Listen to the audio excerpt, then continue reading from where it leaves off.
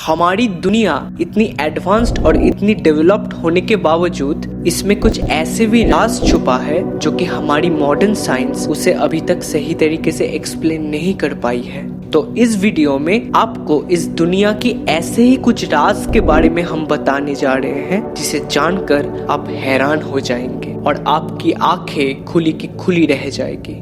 हमारी धरती पर कई बड़े समुद्र हैं, पर एक समुद्र ऐसा भी है जिसके ऊपर से गुजरने वाला हर जहाज, हर विमान अचानक गायब हो जाता है और फिर उसका कोई भी नामो निशान नहीं मिलता। जी हाँ, हम बात कर रहे हैं बरमूडा ट्रायंगल के बारे में। ये इतना खतरनाक है कि अगर कोई गलती से इसके ऊपर से भी जाए तो उसको लौट के आ पाना नामुमकिन है। इसलिए ही इसको डेविल्स ट्रायंगल के नाम से जाना जाता है। कई कंस्पिरेसी थियरिस्ट का कहना है कि इस ट्रायंगल में बहुत सारी पैरानॉर्मल एक्टिविटीज देखी गई है। उन लोगों का ये भी मानना है कि वहाँ से एक पोर्टल खुलता है जो कि एक अलग दुनिया में ही हमको ले जाता है। असल में उस ट्रायंगल के आसपास रहने वाला हर कॉम्पस काम करना बंद कर देता है। हालांकि साइंस इन सब बातों को नहीं मानती। कुछ साइंटिस्टों का कहना है अटलांटिक महासागर के खराब मौसम की वजह से समुद्री जहाज और प्लेन गायब हो जाते हैं और कॉम्पस का काम करना जो बंद हो जाता है उसका कारण है मैग्नेटिक फील्ड का अस्वाभाविक घनत्व। पर तब भी एक सवाल रह ही जाता है कि आखिरकार वो सब हवाई विमान और जहाज कहाँ खो गया और बाद में उन सब के बारे में कोई भी इंफॉर्मेशन मिला क्यों नहीं।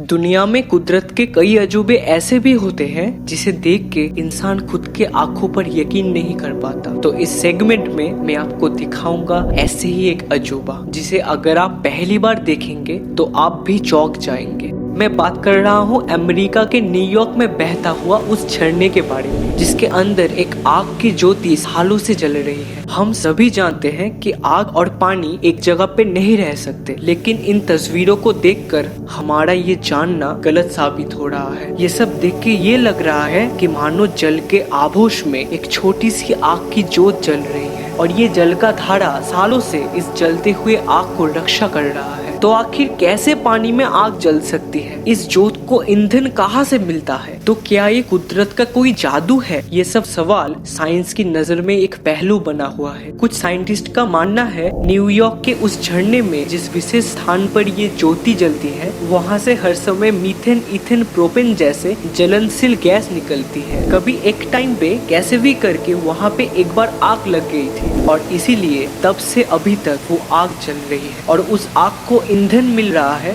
भूमि से निकलते हुए दहनशील गैसों से। पर इन सब एक्सप्लेनेशन को भी अगर हम मान के चले तब भी एक बड़ा सवाल रह जाता है, उस पानी के धारा के अंदर पहली बार कैसे और कहां से वहां पे आग लगी थी।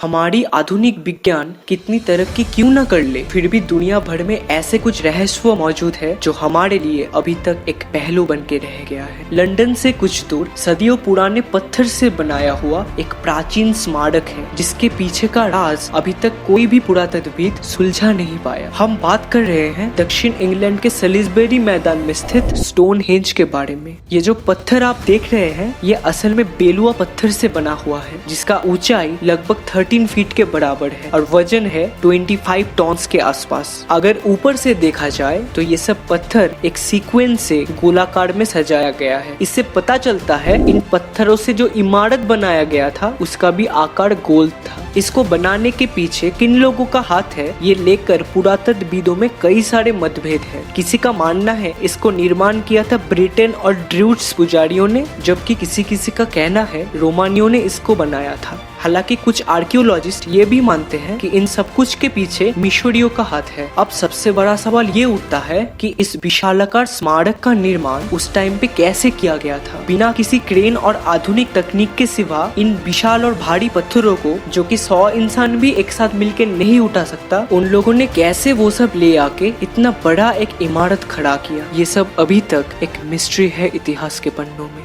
यूनाइटेड स्टेट्स ऑफ अमेरिका के नेवाडा में यूएस एयरफोर्स के लिए बनाया जाने वाला ये एरिया 51 आज भी सबसे बड़ा मिस्ट्री बना हुआ है। यूएस गवर्नमेंट का कहना है कि ये सिर्फ एक एयरक्राफ्ट्स का ट्रेनिंग रेंज है, पर असल में इसके अंदर क्या होता है ये अभी तक कोई नहीं जान पाया। कई कंस्पिरेसी थियरिस्ट का मानना है एरिया 51 के अंदर एक्स्ट्रा डायमेंशनल चीजों के ऊपर बहुत ही खुफिया रिसर्च चलता है। कहा जाता है एरिया 51 के आसपास बहुत बार यूएफओ साइटिंग्स भी हुई है और एलियंस, स्पेसशिप, इन सब के ऊपर ही वहाँ पे सीक्रेट स्टडी किया जाता है। हालांकि यूएस गवर्नमेंट इन बातों को पूरी तरह से नकारती है, पर मैं आपको बता दूं ये सब थियरी पूरी तरह से अफवाह नहीं है। कई ऐसे वैज्ञानिक हैं जो कि दावा करते हैं वो पहले एरिया 51 पे काम करते थे। उन लोगों ने खुफिया तौर पे मीडिया को ये गवा दिया कि वहाँ पे एलियंस और यूएफओ के ऊपर रिसर्च किया जाता है। वहाँ पे बहुत सारी अंडरग्राउंड रिसर्च सेंटर है जहाँ पे ये सब सीक्रेट मिशंस चलता है, पर ये सब कुछ ऊपर सैटेलाइट से कैप्चर नहीं हो पाता। एरिया 51 के आसपास कोई भी इंसान को रहने की अनुमति नहीं है, फिर भी अगर कोई उस बेस के पास आता है या आने की कोशिश भी करता है तो तभी उसको गोली मार दिया जाता है। सिर्फ इतना ही नहीं, इस एरिया के बहुत दूर से भी ड्रोन उड़ाना या फोटो खींचना पूरी तरीके से निषिद्ध है। पर ये जो क्लिप्स आप देख रहे हैं ये सब स्पाई प्लेन्स और सैटेलाइट से कैप्चर किया गया है। अब सबसे बड़ा सवाल ये उठता है कि उस एरिया 51 में आखिर क्या हो रहा है। अगर वो सिर्फ एक एयरक्राफ्ट टेस्टिंग बेस है तो इतना सारा रेस्ट्रिक्शंस क्यों रखा हुआ है, और उसके बारे में इतना सारा अफवाह फैलने के बावजूद यूएस गवर्नमेंट क्यों किसी के सामने इसका खुलासा नहीं कर रही है।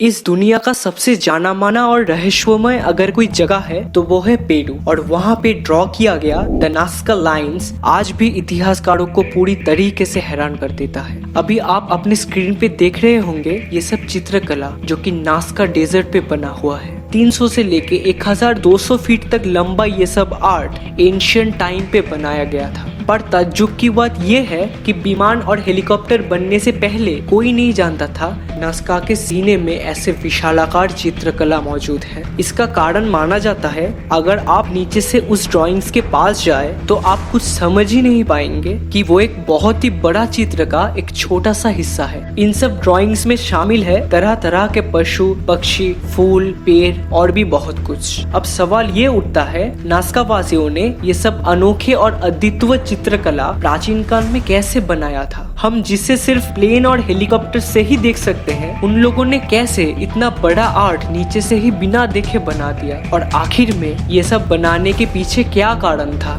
इतिहासकारों द्वारा अनुमान किया जाता है नास्का वासियों का ये सोचना था कि भगवान ऊपर से सबके ऊपर नजर रखता है और इसीलिए उन लोगों ने ये सब चित्रकला बनाया था जिससे भगवान उन लोगों को ऊपर से ही पहचान पाए। हालांकि ये सब कुछ मात्र अनुमान ही किया जा सकता है। इन सब बनाने के पीछे उन लोगों का असल में क्या उद्देश्य था ये आज भी एक राज बनकर रह गया है।